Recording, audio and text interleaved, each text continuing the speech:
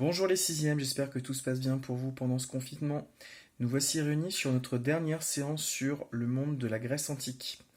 Nous allons voir aujourd'hui comment le monde des cités va petit à petit disparaître et comment la civilisation grecque va s'effacer face à d'autres grandes cultures.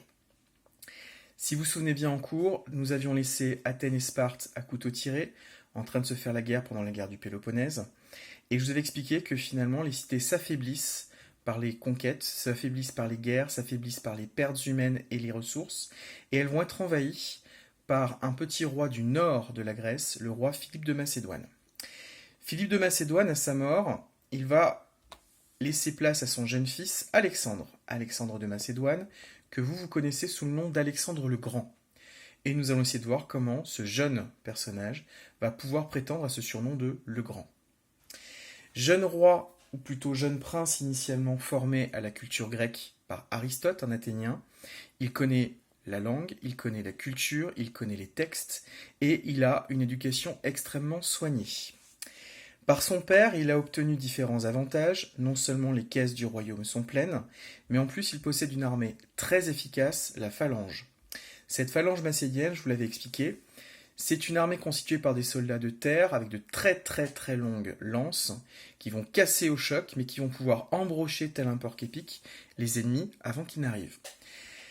Cette armée macédonienne possède aussi une cavalerie très lourde et une cavalerie lourde qui est très efficace sur les champs de bataille. Alexandre le Grand va profiter d'un certain nombre d'éléments liés à sa culture. Tout d'abord, il connaît très bien les mythes grecs et notamment Achille, dont il a entendu parler dans l'Iliade. Par ce personnage, par Achille, il sait que les Grecs, en s'unifiant, ont déjà réussi à battre des peuples orientaux. Il connaît les exploits d'Athènes lors des guerres médiques. Et enfin, comme tout jeune roi de cette époque, il n'a qu'une envie, c'est faire la conquête de nombreuses richesses au travers finalement d'un royaume important, ici l'Empire perse. Il décide en 336 avant Jésus-Christ de partir en guerre contre la Perse dès sa montée au trône. Il prépare sa campagne et 2 ans plus tard, il va pouvoir quitter Péla, sa capitale, avec une armée constituée de Grecs et de Macédoniens. Sa conquête va être longue, ardue, mais il va réussir à s'imposer, chose qui n'avait pratiquement jamais été faite auparavant et surtout qui n'avait jamais été réalisée, contre la civilisation perse. Lui-même va pouvoir ainsi répandre la culture grecque, la civilisation grecque, et sur son sillage, il va fonder tout un tas de cités de type grec pour contrôler le territoire et y implanter des soldats à lui.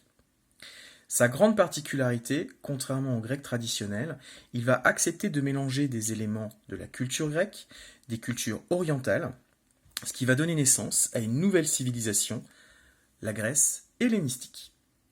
Mais nous n'en sommes pas encore là. Dans un premier temps, voici une carte qui vous présente finalement la conquête d'un empire pour ce jeune Alexandre de Macédoine. Alexandre, il contrôle initialement toutes les terres qui sont en orange, ici situées au nord-ouest de la carte. Il contrôle la Macédoine, la Thrace actuelle, et il a sous sa tutelle les cités grecques qui lui obéissent et qui lui versent des tributs, c'est-à-dire des impôts. À partir de -334 jusqu'en -323, il va se lancer à la conquête de ce gigantesque empire perse, avec les territoires égyptiens, les territoires syriens, mésopotamiens.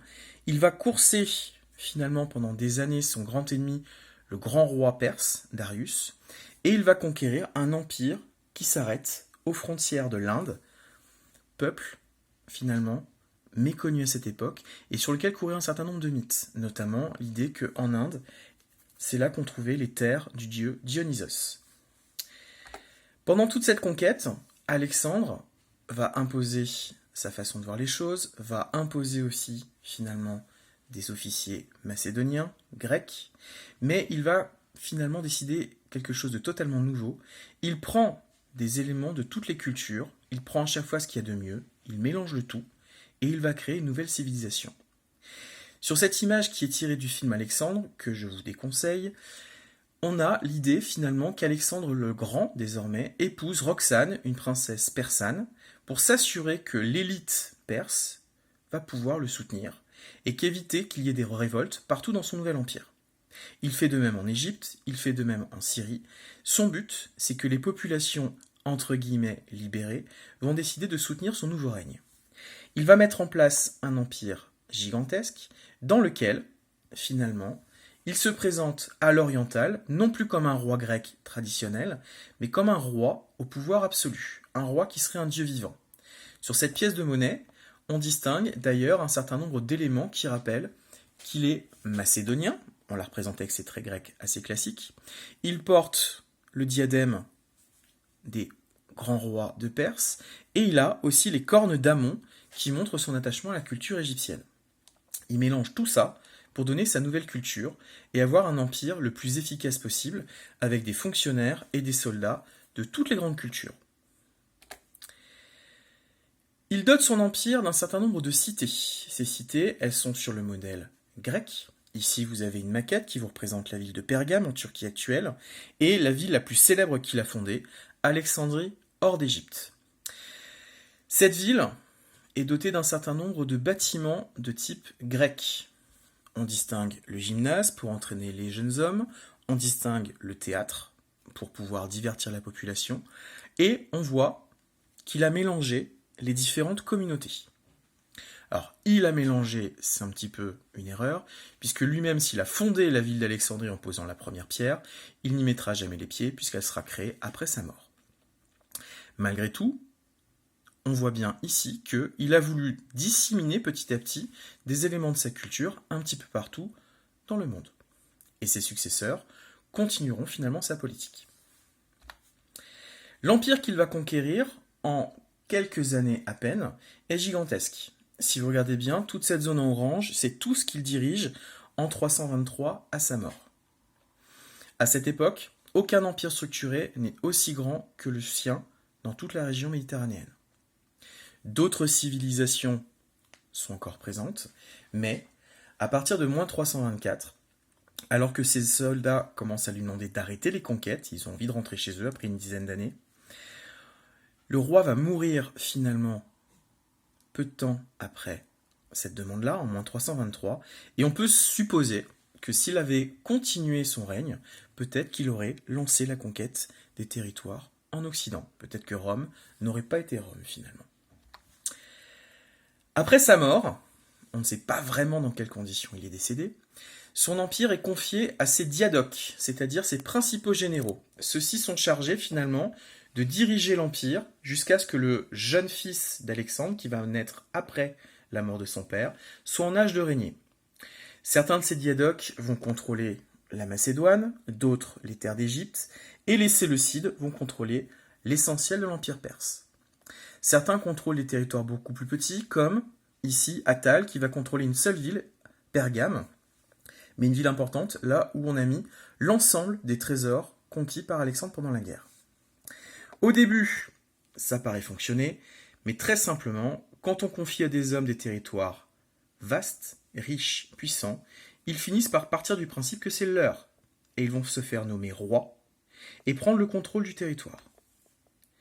Très rapidement, ce sont plein de petits royaumes gréco-macédoniens, on va dire donc hellénistiques, qui vont commencer à se faire la guerre et à s'opposer les uns aux autres. Première embûche, se débarrasser de l'ancienne famille royale. Le fils d'Alexandre, sa femme et tous les autres membres de la famille sont détruits, sont tués, sont exterminés, et à l'inverse, les diadoques vont créer des royaumes sur lesquels ils placent leurs fils, leurs petits-fils et ainsi de suite, c'est-à-dire ils vont mettre en place des dynasties.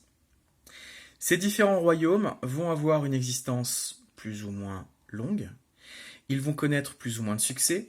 Les deux principaux sont l'Égypte des Lagides ou l'Égypte des Ptolémées, et enfin l'Empire séleucide. Pour vous parler des quatre principaux et de ce qui va leur arriver, voici la petite histoire. Le premier des grands royaumes hellénistiques qui va disparaître, c'est la Macédoine. La Macédoine va affronter assez rapidement la République romaine. Les rois macédoniens de la dynastie des Antigonides sont assez hostiles aux Romains et ils vont connaître au total plusieurs grandes guerres qui vont les opposer à Rome, à l'issue de laquelle Rome va envahir tout le royaume de Macédoine. Le royaume de Pergame, qui est très riche, très puissant, très influent, à un moment donné, en moins 133, il va disparaître, non pas parce qu'il est envahi, mais parce que le dernier roi de Pergame décide d'offrir son royaume à sa mort au peuple romain. Les Romains, donc sans combattre, vont acquérir toute une partie de l'Asie mineure. A l'inverse, ils vont très rapidement se trouver dans de multiples conflits qui vont les opposer à l'empire des Séleucides.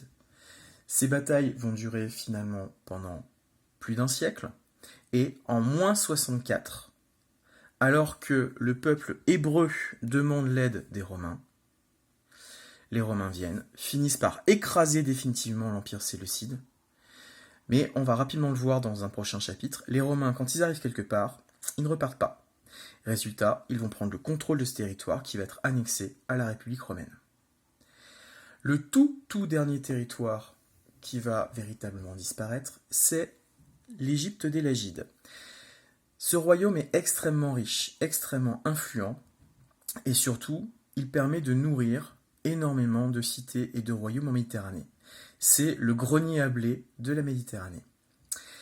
Plusieurs souverains lagides vont se succéder, selon les préceptes égyptiens, et le dernier souverain de cette région, vous le connaissez sans doute, sous le nom de Cléopâtre. Son vrai nom, c'est Cléopâtre VII, et cette jeune femme va finir par prendre le contrôle du royaume avec l'aide de Jules César. Elle se débarrasse de son petit frère, et à la mort de Jules César, qu'elle avait épousé, elle va manigancer, nous y reviendrons, pour prendre le contrôle de cette région avec l'aide du successeur de Jules César, Marc-Antoine. Le fils adoptif de Jules César s'y oppose, il va y avoir une grande guerre qui va ravager cet espace, et en moins 30, à Alexandrie, la capitale des Égyptiens, Cléopâtre VII finit par se suicider pour ne pas devenir l'esclave du fils adoptif de Jules César. En moins 30, l'Égypte est annexée par Rome, et le fils adoptif, qui s'appelait à ce moment-là Octave, décide de se faire sacrer empereur 3 ans plus tard. Voici comment donc se terminent les différents royaumes hellénistiques. Je vous remercie de votre attention. Vous avez une fiche à compléter en plus de cette vidéo qui vous permettra de travailler un petit peu sur Alexandre le Grand, et vous avez une recherche complémentaire à me faire à partir d'une autre vidéo sur les 7 merveilles du monde. Vous en aurez une à choisir et à travailler dessus. Je vous remercie de votre attention et à très vite.